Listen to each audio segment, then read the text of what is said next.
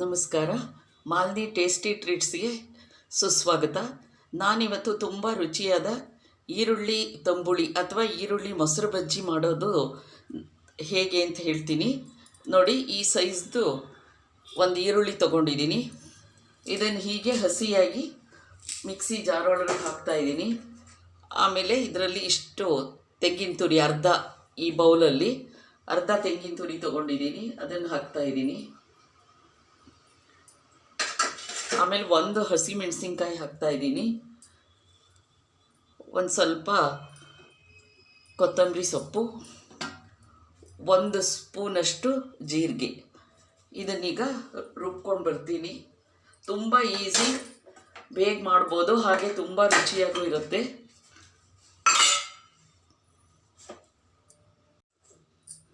ನೋಡಿ, ರುಬ್ಬಿರೋದನ್ನು ಇದಕ್ಕೆ ಹಾಕ್ತಾಯಿದ್ದೀನಿ.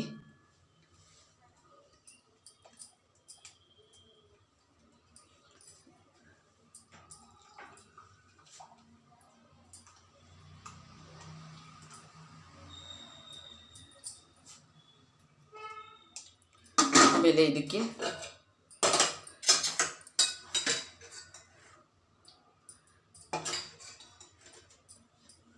ಈ ಸೌಟಲ್ಲಿ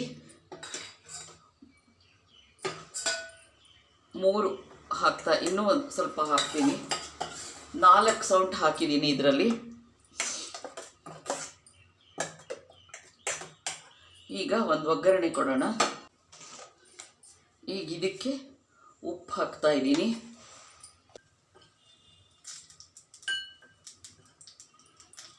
ಒಗ್ಗರಣೆಗೆ ಎಣ್ಣೆ ಹಾಕ್ತಾ ಇದ್ದೀನಿ.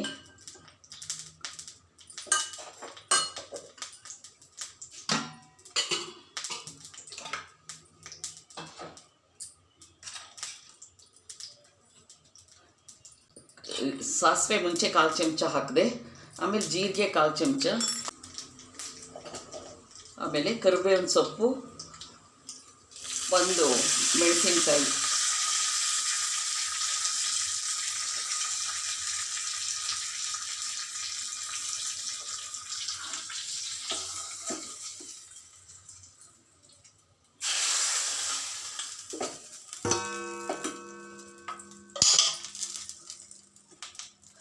ನೋಡಿ ರುಚಿಯಾದ ಈರುಳ್ಳಿ ತಂಬುಳಿ ರೆಡಿಯಾಗಿದೆ. ಮಾಡ್ಕೊಂಡ್ಬಿಟ್ಟು ಫೀಡ್ಬ್ಯಾಕ್ ಕೊಡಿ, ಲೈಕ್ ಮಾಡಿ, ಶೇರ್ ಮಾಡಿ. ಸಬ್ಸ್ಕ್ರೈಬ್ ಆಗದೇ ಇರೋರು ಸಬ್ಸ್ಕ್ರೈಬ್ ಮಾಡ್ಕೊಳ್ಳಿ. Thank you very much.